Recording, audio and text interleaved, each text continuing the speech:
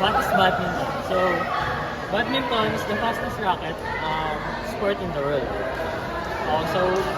So every matches, so there are 400 kilometers per hour. So, badminton is fun, right? So exciting and challenging. So, badminton is played either singles, doubles, or mixed doubles. So, and these are the equipments in badminton. This is the shuttle. This was made by Peters. It's the racket. Usually made by carbon fiber or aluminum.